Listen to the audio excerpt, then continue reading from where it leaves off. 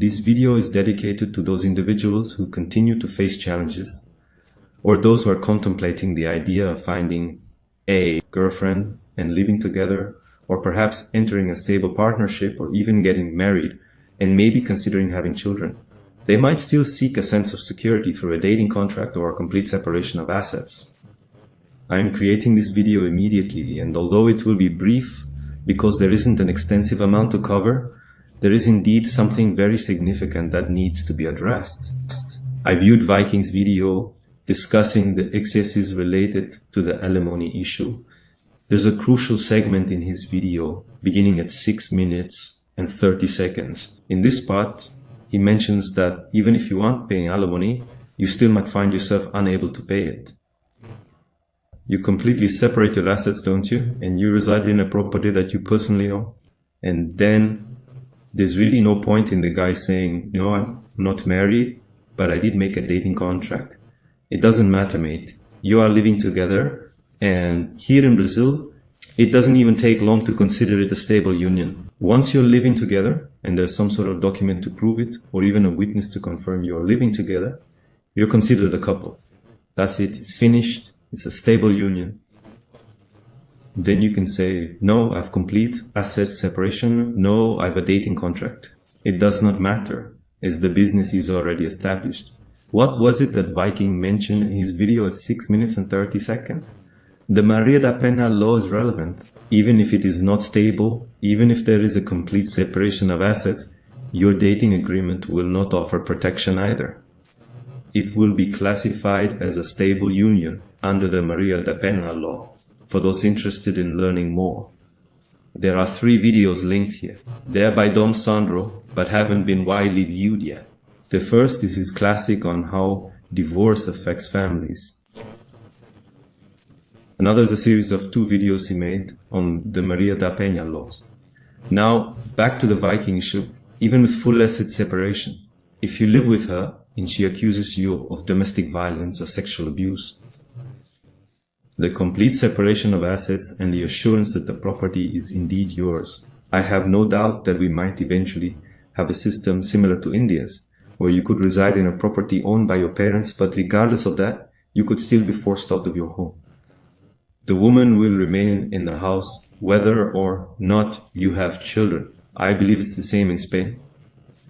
It's logical that feminists adopted these laws from other countries and implemented them here in Brazil. And those old conservative boomer politicians allowed it.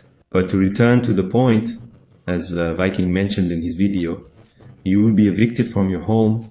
You'll need to respond to the lawsuit, pay the lawyer's fees, and who knows how many months you'll be out of your home, or how many thousand reais you need to spend to attempt to reclaim your house. And who knows if in the meantime your wife might file for divorce. By then you might have already lost your wife or steady girlfriend, and the children you could have had, because as Dom Sandro shows in his video, courts often grant custody to the woman. So first, you'll need to reclaim your home, spending a lot of money in the process. But by then, you might have already lost your wife and, most importantly, the child or children. You can't retrieve it. The Playboy is lost. Therefore, this serves as a crucial warning for those who hesitate. For those still in the purple pill phase, contemplating negotiation or seeking an accord. Listen, mate, here's the reality. The game has already reached its conclusion. The game has already been won. We haven't even realized it yet, and the game has already been won. There's nothing we can do about it. I remember the video by Marcos from Metaphysics of MGTOW, which is an old video of his that talks about this. He talks about trench warfare, which is this. As feminism progresses in society, men don't resist it. There are politicians, conservative critics, boys and feminists, and they let it happen. Initially, men are in the marriage trench, married with children, but over time they realize they must leave that trench because it's harming them. Then the man retreats to the trench of cohabitation. Oh no, I'm going to live with a woman, but I'm not going to get married on paper. Do you understand? And then the man establishes a separation of property agreement. As time goes on, there are the Me Too, yes means yes, and no means no laws. which then fuel all those false accusations of rape that can be made weeks, months, or even years after the relationship. Eventually, the man ends up abandoning the trenches of casual relationships and dating altogether.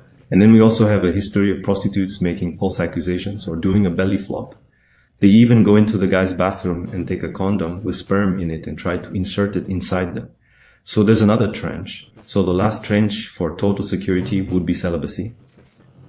But let's return to the hesitant men. There's no room for negotiation anymore, no security remains, and choice is non-existent. It's not just about considering how much hassle you're prepared to endure or how much risk you're willing to accept when it comes to having a relationship with a woman, as it truly is a hassle. Because people are still debating the whole separation of property thing. They're discussing the issue of the dating contract, understand? They're arguing about, no, but you can get married or you can just cohabit with the stable union. There's just no way around it, man. The Maria da Peña law has already taken hold and put an end to everything. It's no longer a question of choice. It's no longer a question of how much risk you're willing to take. The game is already won, a checkmate made, the business rigged. They just copied legislation from other countries. The law about evicting someone from your home is nearly identical to Spain's. In Spain, for years, if a man lives with a girlfriend, regardless of children, she can falsely accuse him and have him evicted. Like I said, it will likely matter if the property is yours or a family member's, usually your mom or dad. But anyway, when you evict a man from his own home, he is required to respond in court. Just consider the severity of the situation. For instance, in Spain, a woman who falsely accuses a man not only takes possession of the house, but she also receives a government subsidy, which I believe lasts for 6 months. So just imagine if a conservative khaki politician here in Brazil decided to adopt and implement that Spanish legislation. Now envision the scenario where a woman in Brazil is living together with a man or is married to him. When a woman is accused of domestic violence or sexual violence, she removes the man from his own home. It does not matter if the house is solely his or belongs entirely to his family. The house is not the woman's, and there is a complete division of assets. It is irrelevant. The woman maintains the household, and just imagine if a Brazilian politician, whether they are conservative or feminist, passes a law stating that the woman must still receive support from the state afterwards. She should receive approximately 6 months of a grant equivalent to a minimum wage, or perhaps half a minimum wage, something along those lines. There is absolutely no doubt about it. The balance of power is not merely unbalanced, it is significantly shifted, the balance of power. The balance has shifted, mate. The scales have shifted, and in my view, Viking ought to have highlighted this more in his video. I appreciated his effort because I don't regularly follow his channel, and typically, this is what I observe in his videos. I notice that he often critiques, for instance, the most extreme scenarios, such as extremely toxic women, narcissists, and those with cluster B personality traits. Yet, why do I not find this approach productive? I do not believe this is productive, nor do I think it is efficient, because here is the thing. You are only criticizing the most extreme cases. This leaves a loophole, allowing society and the male psyche to maintain the notion that the unicorn woman exists. Do you understand? When in reality, it is not the women who are the issue. Women will act according to what society permits them to do, in line with what the government, the laws, and the culture allow them to do. The issue at hand isn't women, rather, it's the political system, the legal framework, and the prevailing culture. You see, people invest so much time discussing things like dating contracts, stable unions, and separation of property. Everyone is on the lookout for loopholes, attempting to resist, particularly those who are hesitant. They seek some form of agreement or negotiation that allows a man to maintain a relationship with a woman and have children. Meanwhile, the business at the top of the government is already rigged. The game has already been won, there's nothing left to do, it's already been checkmate, you know?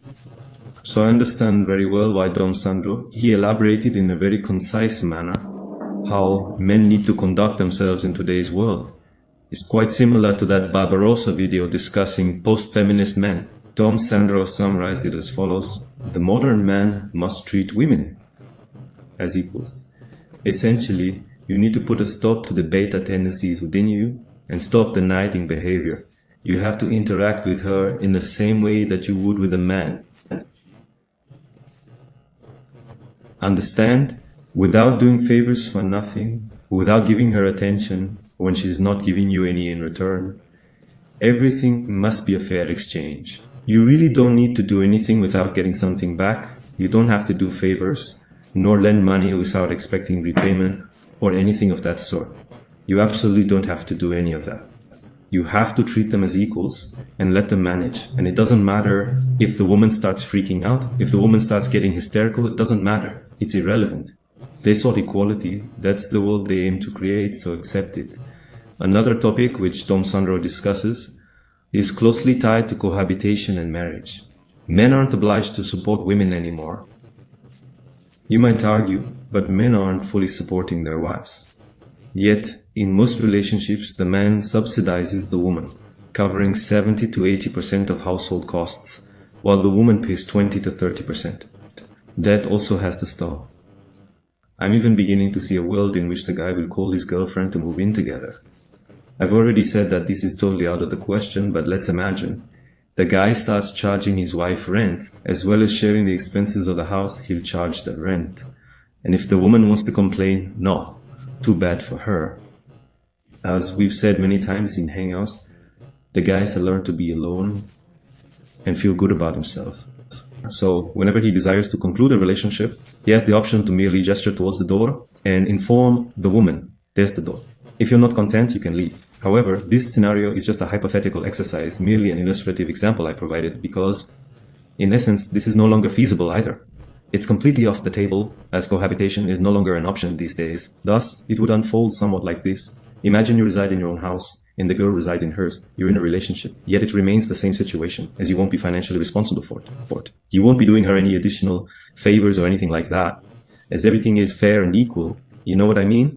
But she's quite short on money this month, and really needs some assistance with paying her household bills.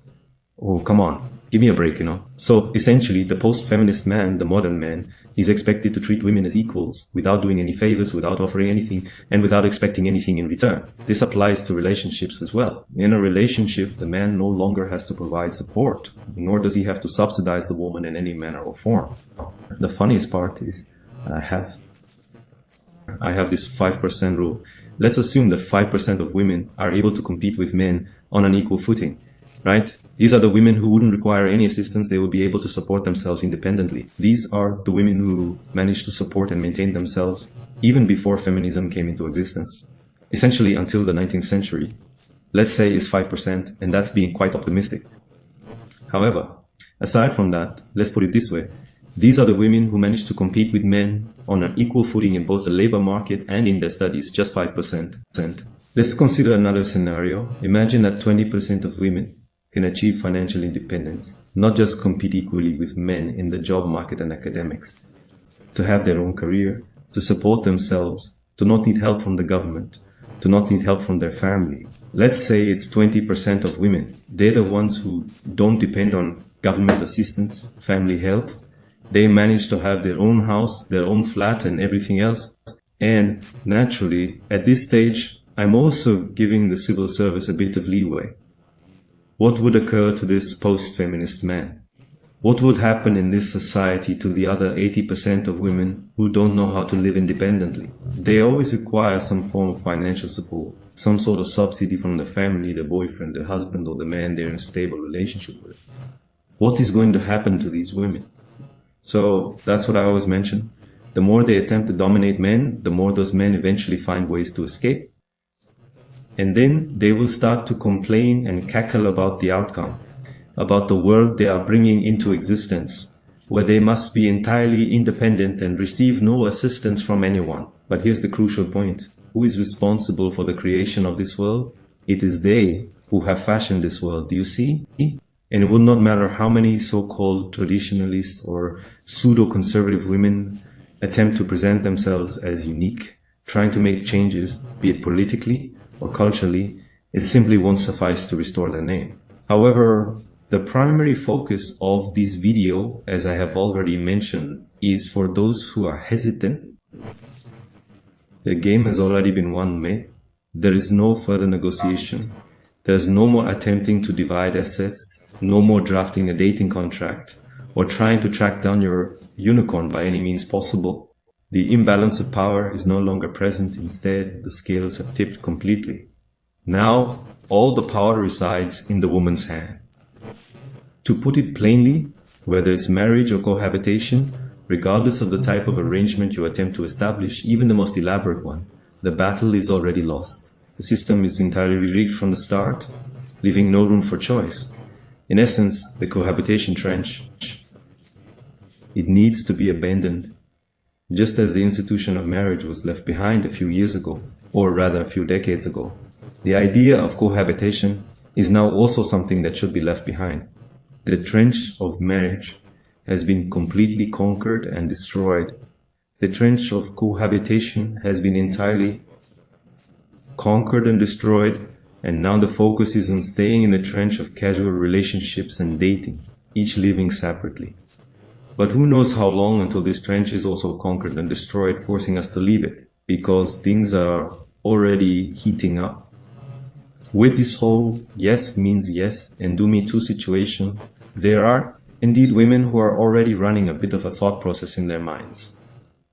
It's not like she wants to create a legal bond with the guy she's dating when he doesn't want marriage or cohabitation, or the guy she's casually seeing when he doesn't want to commit to a relationship. They're already labeling it as fraud or embezzlement or something similar because the woman desires more than what the guy is willing to give. Men are treated as second-class citizens with fewer rights and must accept this, because otherwise the state's strong arm will intervene. The law will punish, since women are expected to be little princesses, right? Men must accept being slaves and think it's fine to remain in the sensara while women stay in the big house. But that's the reality, folks. It's trench warfare. Perhaps even relationships and dating could be completely ruined, leading people to seek intimacy with a cheap peer or only with a prostitute. But how much time will pass before the trench of engaging in sex with prostitutes is also conquered and utterly destroyed? What options will remain for the man? Will there be nothing left but celibacy, waifus, or sex dolls? Will everyone be forced to retreat to the safest trench now? And for how long will people tolerate this situation? To put it simply, the beating will persist, my friend, until the Western man and the Brazilian man strengthen their resolve and decisively declare that enough is enough. The beating will just keep going on.